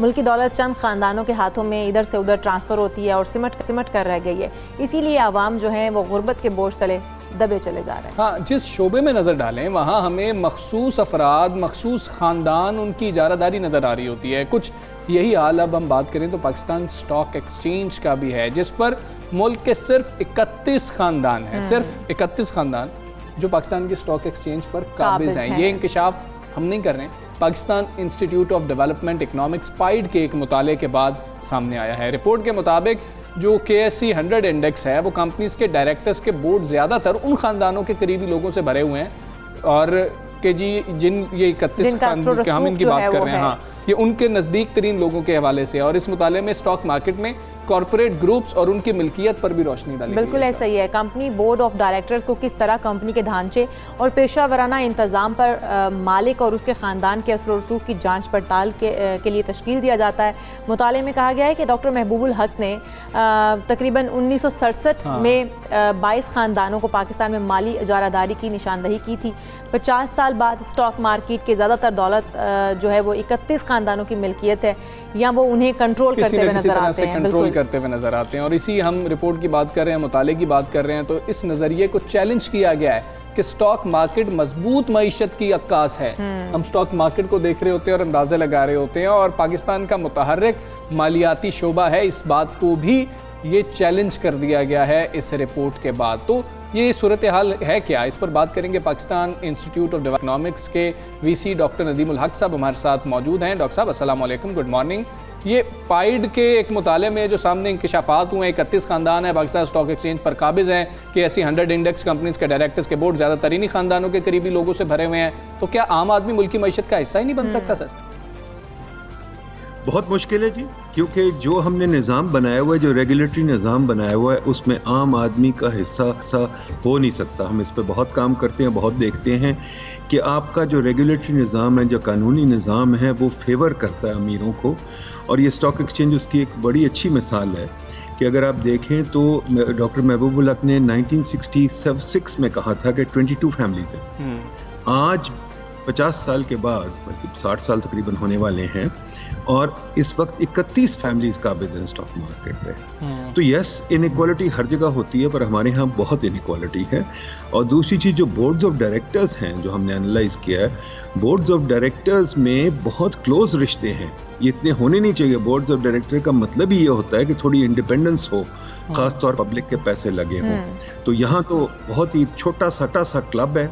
ज़्यादातर बोर्ड ऑफ डायरेक्टर्स कराची से आते हैं, कुछ लाहौर से और कुछ इस्लामाबाद से, बाकी शहरों से कोई रिप्रेजेंटेशन ही नहीं है। नंबर 2, अगर आप देखें, बोर्ड ऑफ डायरेक्टर्स ज़्यादातर आते हैं या तो बैंक, या तो पुराने मुलाजिम होते हैं, या फैमिली मेम्बर्स होते हैं, या फिर कोई छोटे मोटे अकाउंटेंट्स या वो जो रिलेटेड होते हैं। ये नहीं कि कोई इंडिपेंडेंट लोग। जैसे अगर अमेरिका, बरतानिया में जाएं तो बहुत सारे एकेडमिक्स होंगे, बहुत सारे इंडिपेंडेंट लोग होंगे, बहुत सारे लोग होंगे, क्योंकि ये एक कंपनी की नजरसानी करनी होती है। अगर ये लोग अपने आपस में मिले हों तो फिर कंपनी पे क्या मॉनिटरिंग होगी।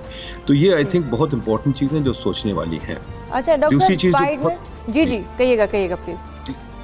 एक और चीज़ जो बहुत मजेदार है हमारी स्टॉक मार्केट में, कि हमारी स्टॉक मार्केट में हुकूमती कंपनियां बहुत बड़ी हैं।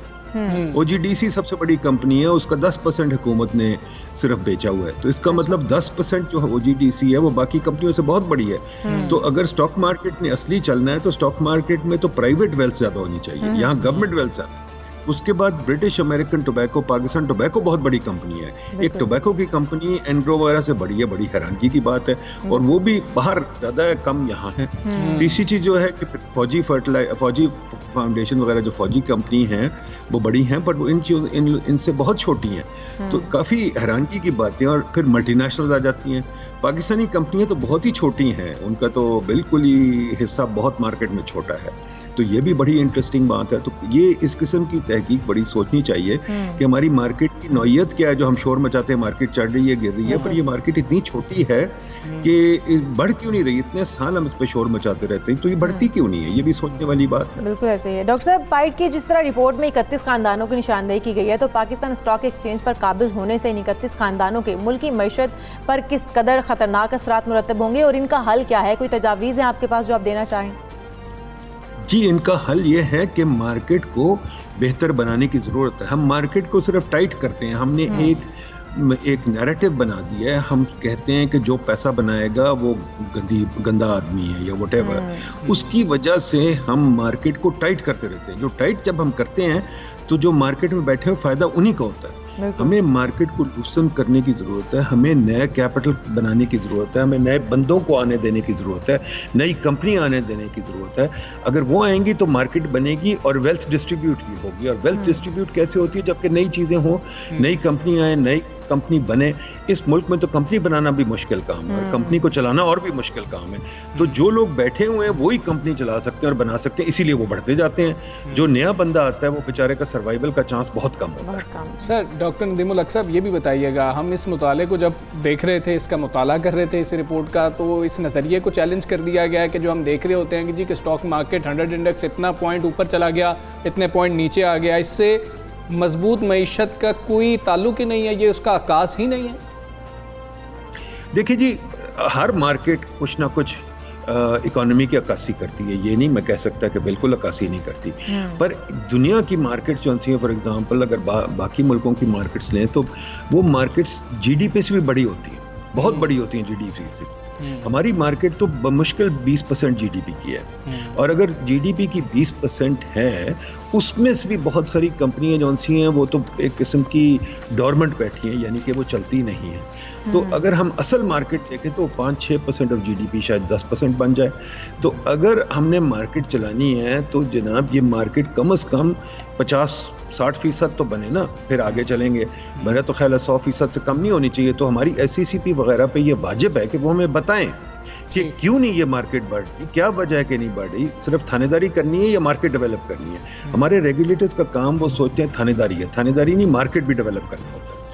बिल्कुल ठीक है डॉक्टर साहब, बहुत शुक्रिया आपका। सबसे पहले पाकिस्तान कर रहे थे अहम रिपोर्ट है पाइट की, जिसके ऊपर हम बात कर रहे थे। 31 ख़ानदान है, और अगर हम देखें तो हमेशा से चंद ख़ानदानों की बात होती है जो हर किसी ऐसी जगह पे जहाँ से हमें कोई खैर होनी चाहिए, जहाँ से बेहतरी आ सकती है, वहाँ पर वो काबिज होते हैं। और फिर हम देखते हैं कि गरीब गरीब से गरीब तर होता जाता है, अमीर अमीर से अमीर। और ये भी कहा गया है हमजा कि स्टॉक मार्केट मजबूत मईशत की अक्कास है, और हमें मानना पड़ेगा जब उसका ग्राफ ऊपर जा रहा होता है तो मुल्क की मईशत में बेहतरी आती है।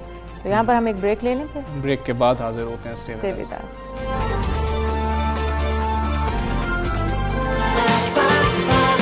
सुबह सवेरे पाकिस्तान,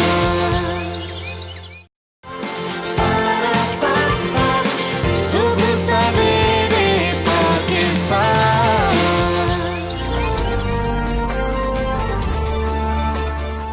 वेलकम बैक टू सुबह सवेरे पाकिस्तान। नाजरीन, हम वापस आए हैं एक बड़ा ही अहम टॉपिक लेकर, जिसको हम हमेशा आप लोगों के लिए लेकर आते हैं कि क्या अच्छा है हमारे लिए रमज़ान में, क्या बुरा है हमारे लिए रमज़ान में। माह सयाम यूँ तो बरकतों का महीना है ही, लेकिन इस माह में अगर खाने पीने में एहतियात ना बरती जाए तो ना सिर्फ बीमारियाँ जन्म लेती हैं बल्कि रोज़े रखना भी मुहाल हो जाता है। हाँ जी, और माहिरीन सेहत का यही कहना है कि इफ्तार और सहर की मनसूबाबंदी मामूलाती ज़िंदगी पर अच्छा असर डाल सकती है। अब हम आखिरी अशरे में हैं, रमज़ानुल मुबारक जो है वो मतलब अब आखिरी रोज़े चल रहे हैं, फिर भी अभी हम जो है कोई मुतवाज़न ग़िज़ा की तरफ नहीं आ सके हैं। हम कोई ऐसी ग़िज़ा फाइनल नहीं कर पा रहे हैं। लोग यही कह रहे हैं कि जी कि अब तो तेज़ाबियत के कुछ मसाइल आ रहे हैं लोगों को, अब वो शिकायत करते हुए नजर आ रहे हैं। मुरगन ग़िज़ाएं खाएंगे तो हमजा यही होगा। बिल्कुल ऐसे ही। और अब हमें क्या करना है? चलें, चंद रोज़े रह गए हैं, लेकिन फिर भी हम जो बेहतरी ला सकते हैं हम कोशिश करेंगे कि उसी पर बात करें कि हम सब्जियां क्या अब ऐड कर लें, फल क्या ऐड कर लें, ताकि हम अपने आप को बेहतर जो है अपनी सेहत को बेहतर कर सकें। बिल्कुल ऐसा ही है, और अक्लमंदी भी यही है कि हम जो अच्छे फल हैं हमारी सेहत के लिए वो चुनें, जिन सब्जियों का इस्तेमाल हमारे जिस्म के लिए अच्छा है हम वो चुनें। रमज़ान मुबारक में हम देखते हैं कि रेशेदार ग़िज़ाएँ जैसे सब्जियाँ ज़्यादा हैं या वो इस्तेमाल करनी चाहिए हमें, माहिरीन भी यही कहते हैं। और माहिरीन की हमें वैसे हम जो सुनते हैं राय भी वही होती है कि प्रोटीन ग़िज़ाएँ बहुत लें, बीच में जिसमें गोश्त भी होता है, जिसमें अंडा भी है, फिर दही है, फिर दूध है, इसका इस्तेमाल जो है वो डॉक्टर्स की तरफ से भी इसके साथ आप अगर कच्ची सब्जियां एज अ सैलेड इस्तेमाल करें तो फिर क्या ही बात है। ये सारी बातें अब हम आपको खुद नहीं बताएंगे, डॉक्टर सारा फारूकी हमारे साथ आज मौजूद हैं, उनसे इस पर बात करेंगे, उन सुनने की कोशिश करेंगे कि हम अब चलें, चंद रोज़े रह गए हैं, बाकी इसके अंदर क्या बेहतरी ला सकते हैं अपनी डाइट के अंदर। हमने अभी तक बहुत गलतियां की हैं। डॉक्टर सारा के साथ लोग आके क्या शिकायत कर रहे हैं। सारा अस्सलाम वालेकुम, गुड मॉर्निंग। ये बताइए, अब कुछ लोग शिकायत कर रहे हैं कि हम अभी तक अपना जो डाइट प्लान है वो ठीक नहीं कर सके।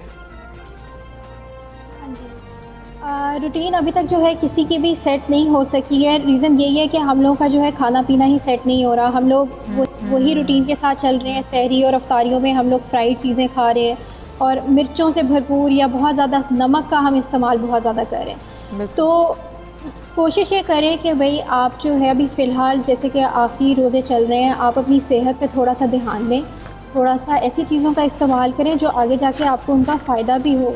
अब कई लोग जैसे रमज़ान में वेट गेन भी कर लेते हैं और इनके हेल्थ इश्यूज़ आ रहे हैं, तेज़ाबियत हो रही है जैसे कि आपने मेंशन किया, और भी बहुत सारे इश्यूज़ आ रहे हैं। तो उससे बचने का तरीका यही है कि आप जो है फ्रेश फ्रूट्स वेजिटेबल्स का इस्तेमाल करें, लेकिन आप उनको जो है इतना ज़्यादा उनमें सॉल्ट का जो है एडिशन ना करें, या फिर अलग से आप जो है इस तरह की चीज़ें ना बनाएं जो फ्राइड हों बहुत ज़्यादा, जैसे हम पकौड़ों समोसों का इस्तेमाल करते हैं। अगर आप ये अफ्तार में चीज़ें नहीं यूज़ करेंगे उसके बगैर भी गुजारा हो सकता है, उसके बगैर भी आप जो है अपनी अफ्तारी कर सकते हैं।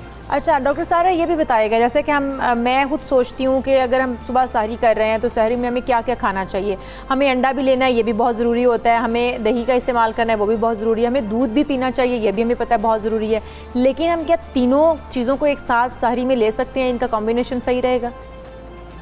बिल्कुल ले सकते हैं आप जो है मैं आपको खुद ही बता देती हूँ कि सहरी के अंदर आप जैसे ओटमील ले सकते हैं। ओटमील में आपके दही का भी इस्तेमाल है, उसमें आप फ्रूट्स भी ऐड करें, नट्स भी उसके अंदर आप ऐड कर सकते हैं, और उसके साथ आप एक अंडा भी इस्तेमाल कर सकते हैं। अब आप वो स्क्रैम्बल्ड फॉर्म में इस्तेमाल करें या ऑमलेट की फॉर्म में करें, फ्राइड करें, आपको जैसे अच्छा लगता है आप उस तरह से इस्तेमाल कर सकते हैं। और उसके साथ आप जो है ब्रेड का या तो यूज़ कर लें या फिर आप रोटी का इस्तेमाल करें। अच्छा, इसमें मसला नहीं है, दही भी एक साथ ली जा सकती है, साथ ही दूध का इस्तेमाल हो सकता है, साथ ही अंडे का इस्तेमाल हो सकता है? बिल्कुल हो सकता है, बिल्कुल ऐड कर सकते हैं। आप दूध का इस्तेमाल करें, आप लस्सी का इस्तेमाल कर सकते हैं, तो ये चीज़ें आप ऐड कर सकते हैं। बिल्कुल ठीक है डॉक्टर सारा, अब हम ईद की तरफ भी जा रहे हैं तो हमें ईद पर भी काफ़ी चीज़ों का ख्याल रखना होगा, ज़रा वो भी हमें थोड़ा सा गाइड कर दें। जी, ईद के ऊपर जो है ख़ास तौर पे लोगों का ध्यान इतना नहीं रहता, क्योंकि तब बस दिल करता है कि जो भी बना हुआ है सब कुछ आप खाते ही चले जाओ, पूरा खाने में मसरूफ़ होते हैं, दावतें हो रही हैं। बस कोशिश ये करें कि अपना जो है इतना ज़्यादा आप इंटेक ना करें। खाएं ज़रूर, हर चीज़ को एंजॉय करना चाहिए, इस चीज़ से मना नहीं है। अगर आप जो है बाहर भी फ्रेंड्स के साथ खा रहे हैं या फिर आप घर में दावत करें तो एटलीस्ट थोड़ा सा कंट्रोल करके खाएं, मॉडरेशन में खाएं। बार बार जिसे कहते हैं हम लोग जब प्लेट को अपनी रीफ़िल करते चले जाते हैं वो ओवर इंटेक हो जाता है, और अभी अभी आप जो है रमज़ान से आप गुजरे हो, आपकी वो रूटीन नहीं होती, तो आपके स्टमक के ऊपर भी वो जिसे कहते हैं कि एक नेगेटिव इम्पैक्ट डालता है। तो थोड़ा थोड़ा मॉडरेशन में खाएंगे तो आपकी वो आदत जो है आगे भी बिल्ड रहेगी, और इस तरह आप जो है ओवर ईटिंग नहीं करेंगे। अच्छा डॉक्टर सारा, ये भी बताइएगा कि प्रोटीन डाइट में हमें क्या क्या लेना चाहिए, कौन कौन सी चीज़ें हैं जो हमें प्रोटीन दे सकती हैं?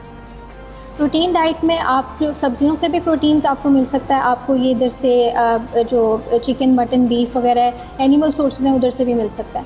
आप एग्स का इस्तेमाल करें, आप जो है मीट का इस्तेमाल करें, मटन का इस्तेमाल कर सकते हैं आप, उसके अलावा चिकन का इस्तेमाल कर सकते हैं, फ़िश का इस्तेमाल कर सकते हैं। दूसरी तरफ आप जो है रेड बीन्स का इस्तेमाल कर सकते हैं, उधर से आपको प्रोटीन्स मिलता है, चिक पीस से आपको मिलता है। उसके अलावा जो आप रोटी वगैरह खाते हैं उधर से भी आपको कुछ अमाउंट मिलती है प्रोटीन्स की।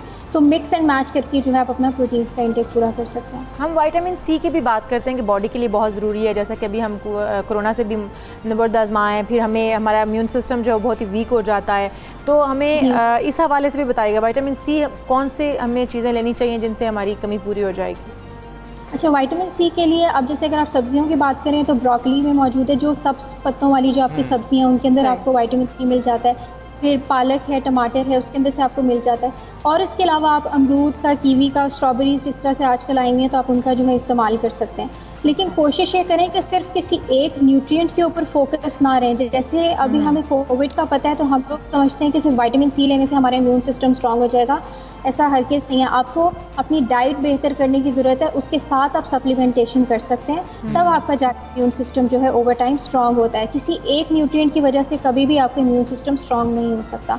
उसमें विटामिन ए भी है, विटामिन डी भी है, विटामिन ई है, विटामिन सी है, उसके अलावा भी B6, B12 विटामिन भी इन्वॉल्व हो जाते हैं। तो ये सारे आपस में मिल के काम करते हैं, सारे आपकी बॉडी के सारे फंक्शंस परफॉर्म करते हैं। किसी एक न्यूट्रिएंट की वजह से आपकी बॉडी जो है स्ट्रांग नहीं हो सकती। बिल्कुल ठीक है सारा, बहुत शुक्रिया आपका। पाकिस्तान का आप हिस्सा बनी और हमें बता रही थी कि अभी भी हम कैसे अपनी डाइट को रमज़ान मुबारक के अंदर बेहतर कर सकते हैं। आगे बढ़ेंगे और बात करेंगे, दूसरा टेस्ट मैच शुरू होने वाला है कल। पाकिस्तान और जिम्बाब्वे के दोनों आपस में मद्दे मुकाबिल होंगे, दोनों कल ये मैच खेल रहे होंगे। और मैच पाकिस्तानी वक्त के मुताबिक जैसे पिछला मैच शुरू हो रहा था दोपहर 12:30 बजे ही हरारे स्पोर्ट्स क्लब में ही होगा। जी हाँ, और कौमी टीम के विनिंग स्क्वाड में कोई बड़ी तब्दीलियों का इम्कान हमें नज़र नहीं आ रहा। पाकिस्तान ने सीरीज़ के पहले T20 सेट में जिम्बाब्वे को 1 इनिंग्स और 116 रन से शिकस्त दी थी। मेज़बान टीम पहली इनिंग्स में 176 रन पर ढेर हो गई। हाँ जी, ये जो गुज़श्ता टेस्ट मैच था उसका जिक्र हम कर रहे हैं। और कौमी टीम ने पहली इनिंग्स में 426 रन बनाए थे और ये पहली इनिंग्स ही सिर्फ पाकिस्तान ने खेलाई थी। और पाकिस्तान ने जो है एक इनिंग से ये मैच जीत लिया था। फवाद आलम ने बेहतरीन इनिंग्स खेली थी। और हम अब बात करेंगे क्या कुछ तब्दीलियां होनी चाहिए, नहीं होनी चाहिए। कोई इतनी बड़ी टीम नहीं है। हमारे साथ नसीम राजपूत साहब मौजूद है। नसीम राजपूत साहब अस्सलाम वालेकुम, गुड मॉर्निंग। पाकिस्तान ने पहले टेस्ट में तो बेहतरीन जो है खेल पेश किया और जिम्बाब्वे को इतना सख्त हरीफ भी नहीं है, क्या कुछ तब्दीलियां होनी नहीं चाहिए? गुड मॉर्निंग हमजा और इशाल सुलेमान, कैसे हैं आप लोग? ठीक हैं। आपका सवाल बिल्कुल ठीक है कि नए खिलाड़ियों को अब चांस नहीं देंगे तो फिर हम कब चांस देंगे। ये एक बहुत ही इंपॉर्टेंट चीज दिखाई देती है, इस लिहाज से बहुत इंपॉर्टेंट दिखाई देती है कि हमारा बहुत सारा ऐसा टैलेंट माजी में भी हम देखते रहे, वो टीम के साथ ट्रैवल करता रहा और उसके बाद बाहर हो गया। काशिफ भट्टी की एग्जांपल हमारे पास है। अभी सुहेल खान टीम के साथ ट्रैवल कर रहे थे, साइड मैचेस में वो 5 आउट कर रहे थे लेकिन उनको मौका नहीं मिला। लेकिन ये जो टैलेंट आपके साथ है, जैसे अगर मैं बात कर लेता हूँ धानी की, धानी इस वक्त जबरदस्त किस्म के प्रोस्पेक्ट दिखाई दे रहे हैं, लाड़काना से उनका ताल्लुक है। इसी तरह जाहिद महमूद, दादू इंटीरियर सिंध से उनका ताल्लुक है, वो भी जो है वो एक कर दिखाई दे रहे हैं। साजिद खान को आपने पहले टेस्ट मैच में ट्राई किया था, पेशावर से जिनका ताल्लुक है, और लास्ट कायदे-ए-आज़म ट्रॉफी के वो लीडिंग विकेट टेकर थे, लेकिन वो कोई भी आउट नहीं कर सके, उनको ज्यादा बॉलिंग का मौका नहीं मिला। देखिए, अगर किसी को एक मैच के ऊपर तो आप ट्राई नहीं कर सकते हैं, साजिद खान को अगर आप रिप्लेस करते हैं तो मेरी जाती राय में तो ये कोई ज्यादा बेहतर फैसला नहीं होगा। लेकिन आप चांस तो लेंगे ना कहीं, आप चेक तो करेंगे। अगर नोमान ने जिस तरीके से 2 या 3 आउट किए थे, क्या नोमान की जगह पे हम ट्राई कर सकते हैं? ठीक है, साजिद को मौका देते हैं, साजिद ने पहले ही टेस्ट मैच खेला था। असल में ये कमजोर अपोनेंट है, ये वीक अपोनेंट है जिसके खिलाफ हम ट्राई कर सकते हैं। हमारे पास तमाम चांसेस मौजूद हैं और हमें करने चाहिए। अगर जाहिद महमूद कैसी बॉलिंग करते हैं, देखें, हम हर वक्त क्या यासिर शाह पे ही रिलाय करते रहेंगे? यासिर शाह अनफिट हो गए तो पता चला हमारे पास लेग ब्रेक बॉलर अब उस्मान कादिर रह जाते हैं या फिर जाहिद महमूद रह जाते हैं। उस्मान कादिर को सिलेक्शन कमेटी ने कुछ समझते हुए ही टेस्ट क्रिकेट में शामिल नहीं किया, वरना ओडीआई में भी वो शामिल थे, T20 में भी वो शामिल थे, साउथ अफ्रीका के टूर पे भी थे, जिम्बाब्वे में भी वो यहाँ पर मौजूद थे, लेकिन टेस्ट का हिस्सा नहीं थे। अगर जाहिद महमूद को टेस्ट टीम का हिस्सा बनाया तो फिर ट्राई करके तो देखें, वरना फिर कल यासिर शाह फिट हो जाएंगे तो हम नहीं चेक कर पाएंगे कि जाहिद महमूद में कितना पोटेंशियल था या कितना नहीं था। एक और चीज मैं यहाँ पर जरूर कहना चाहूंगा कि Tabish Khan near about 700 wickets first class cricket में हासिल कर चुके हैं और अपोनेंट आपका इतना ज्यादा तगड़ा दिखाई नहीं दे रहा है। ऐसे में ताबिश खान के पास भी ये मेक और ब्रेक का मौका है, यानी कि अभी नहीं तो कभी नहीं। जाहिर है, अब वो जिस उम्र के हिस्से में आ चुके हैं, जितना वो परफॉर्म कर चुके हैं, मीडिया ने बहुत कह के उनको शामिल कराया, लेकिन अगर वो ये टेस्ट मैच नहीं खेले तो फिर ये मैं पूरे वसूख से और यकीन से कह सकता हूँ, मेरा तजुर्बा है कि उन्हें आइंदा चांस नहीं मिलेगा। तो ये अब टूर सिलेक्शन कमेटी पे डिपेंड करता है कि वो किन के साथ जाते हैं। वैसे हमारी टूर सिलेक्शन कमेटी मिसबाउल हक साहब बहुत ज्यादा बहादुर नहीं है यार, और उन्होंने जिस तरह क्रिकेट खेली है वो उसी तरीके से टीम को भी चला रहे हैं। पता चलता है 165 हमारे टारगेट होता है जिम्बाब्वे के खिलाफ फाइनल। फवाद पहले टेस्ट में शानदार सेंचुरी बनाकर एक बार फिर साबित किया कि उनके क्रिकेट करियर के कीमती वक्त को ज़ाया कर दिया गया है, वो भी बड़ी बेदर्दी से। आप क्या समझते हैं कि ज़िम्मेदारान को कब कटहरे में लाया जाएगा ताकि किसी और खिलाड़ी का मुस्तकबिल करियर जो है वो दाव पर ना लगे? देखिए 10 साल 259 दिन फवाद आलम जो है वो कैरियर से बाहर है। वो फिल्म का डायलॉग है ना कि मेरे जज साहब मुझे 20 साल वापस करो। तो तकरीबन यही सूरत हाल फवाद आलम के साथ भी रही। फवाद आलम ने 66 इयर्स पुराना रिकॉर्ड जो है वो बराबर किया। वो रिकॉर्ड था कि एडम एल्ड्रिज इंग्लैंड के प्लेयर हैं कि जिन्होंने 4 मुसलसल सेंचुरियां स्कोर की और उससे पहले उन्होंने कोई नेट सेंचुरी स्कोर नहीं की थी। ये फवाद ने करके दिखाया। जब फवाद का डेब्यू हुआ था प्रेमदासा स्टेडियम श्रीलंका में, वो मैच में कवर करने के लिए वहां पे मौजूद था। यूनुस खान की क़यादत में फवाद आलम ने 163 रन अपने डेब्यू पर स्कोर किए थे।